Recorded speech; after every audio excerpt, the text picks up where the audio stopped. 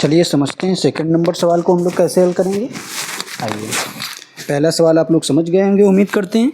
देखते हैं second number सवाल को। ये थोड़ा सा उससे एडवांस लेवल है, इसको भी थोड़ा अच्छे से समझेंगे। सबसे पहले आपका काम है सवाल को पढ़ना। 2x + 3y बराबर 18 है, x - 2y बराबर दे रखा है 2 को हल करने पर हमें प्राप्त होगा। ये आपका 22 और 23 में पूछा गया है। तो सबसे पहले हमारा काम है 2x + 3y बराबर में आपके दे रखा है 18 को हम लोग लिख लेंगे।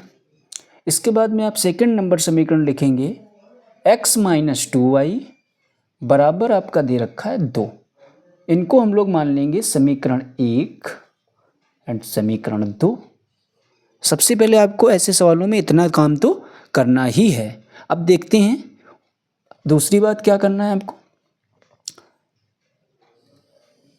आपको ऐसे सवालों को हल करने के लिए y या x का मान कोई एक जैसा होना चाहिए, तभी आप ऐसे सवालों को हल कर सकते हैं। उस वाले सवाल में क्या था, एक जैसे मान थे। यहाँ पर जब एक जैसे हैं नहीं तो इसको हम लोग बनाएंगे। सबसे पहले अगर आप देखेंगे यहाँ पर 2x है, या तो y का मान बराबर कर लीजिए या तो x का। तो हम लोग x का बराबर करेंगे। यहाँ पर तो 2x है, यहाँ पर x है। अगर इसकी हम लोग मल्टीप्लाई 2 से कर देते हैं तो हमारा ये भी बन जाएगा कितना, 2x। तो सबसे पहले ऊपर वाले समीकरण को अभी मतलब ना रखिए, अब पहले इसको हल कर लेंगे। क्या आपकी बनी, अब देखिए गुणा करने का मतलब आप पूरे से गुणा करेंगे, ऐसा नहीं खाली इसी से करेंगे। तो 2x हो जाएगा माइनस का 2 दूनी 4y हो जाएगा और बराबर में 2 दूनी 4। ठीक है, ये आपकी समीकरण बन गई, यानी इससे मल्टीप्लाई करने। अब इसको जो है समीकरण वो तो 2 थी, अब इसको हम लोग क्या मान लेंगे, 3। ठीक है, इसको हमने क्या माना, 3। अब क्या है, ऊपर वाले समीकरण को हम लोग लिखेंगे क्या है, 2x + 3y बराबर में क्या है आपका 18, जो कि हमारी समीकरण क्या है 1। ठीक है, अब आप देखेंगे x के मान बराबर हो गए हैं। हमने बोला था y का मान बराबर हो या तो x का किसी एक का मान बराबर होना जरूरी है। अब क्या करेंगे ऐसी कंडीशन में, ये भी आपको अच्छे से समझना होगा। जब कभी भी आपके पास ऐसा सवाल दिखेगा तो आपको अच्छे से समझना है कि समीकरण 3 में से समीकरण 1 को घटाने पर क्या लिखेंगे, समीकरण 3 में से समीकरण 1 को घटाने पर, ये चीज़ आपको याद रखनी है। क्या करना है, ऐसी चीज़ों को हमेशा घटाना है जब निशान एक जैसे हों। घटाने पर का मतलब क्या होता है ये भी आपको ध्यान से समझना है। घटाने पर का मतलब होता है निशान हमारे बदल जाते हैं। जैसे यहाँ पर आप देखेंगे जब कोई निशान नहीं होता तो हम लोग मानते प्लस का, जब ये प्लस का है तो अपनी तरफ से हम लोग किसका लगाएंगे, माइनस का। अब इसके जस्ट आगे बढ़ेंगे, ये किसका निशान है, प्लस का, तो हम लोग किसका लगाएंगे, माइनस का। ये बात ध्यान देना है, बस इसी चीज़ को समझना है। यहाँ पर भी देखोगे ये प्लस का है तो अपनी तरफ से किसका लगाएंगे, माइनस का। अब क्या करना है, ये प्लस का है ये माइनस का है, तो इन दोनों को हम लोग इनके घर भेज सकते हैं। ठीक है, अब क्या करेंगे, इधर देखोगे अब इस वाले निशान से कोई भी मतलब नहीं, जो हमने लगाया है अपनी तरफ से इस वाले निशान से मतलब है, जो ऊपर हमारा दे रखा इस वाले निशान से मतलब है।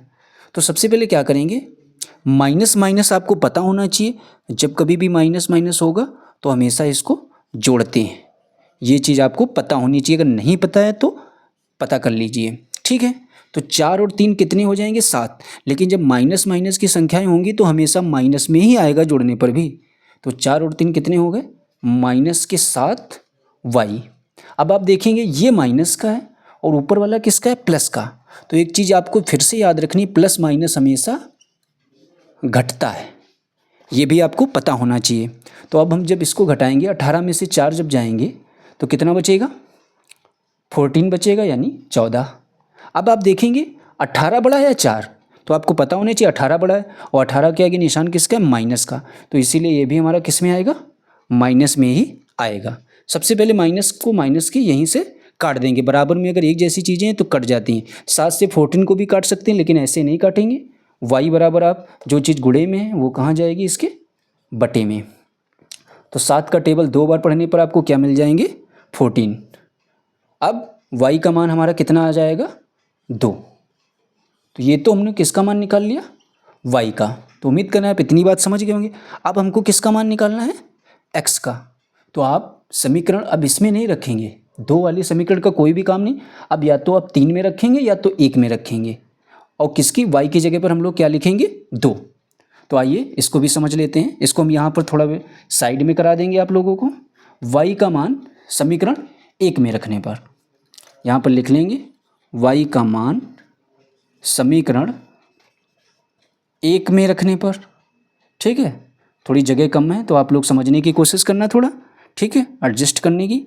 तो सबसे पहले 2x को ऐसे ही लिखना है, ठीक है, प्लस का 3 को लिख लेना है, और y का हमने मान निकाला है 2, तो y की जगह पर 2 बराबर में हमारा कितना है, 18। 18 को हम लोगों ने लिख लिया। अब 2x प्लस का 6 हो जाएगा बराबर में 18। 2x बराबर फिर से जब का लेंगे तो ये वाले 18 यहीं पर रहेंगे, और ये वाले प्लस के 6 उधर जाएंगे, तो किसके हो जाएंगे, माइनस के। अब आप जब 2x बराबर निकालेंगे तो आपको क्या मिल जाएगा, 18 से 6 जब आप घटाएंगे तो आपको मिलेंगे कितने, 12।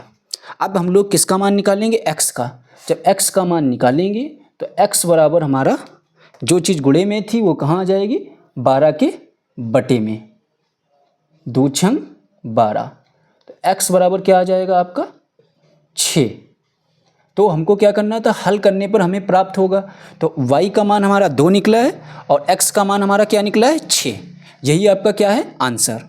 ये भी आपका सवाल 22 और 23 में पूछा गया है। तो उम्मीद करते हैं आप ये भी सवाल समझ गए होंगे। जो हमने पहला बताया था वो उसका जो है बेसिक लेवल था, और ये थोड़ा सा एडवांस लेवल। इससे कठिन आपके में सवाल समीकरण वाले नहीं आते हैं। अगर आप इसको समझ गए होंगे तो वो तो इससे पहले ही समझ जाएंगे, क्योंकि वो थोड़ा सा इससे सरल था।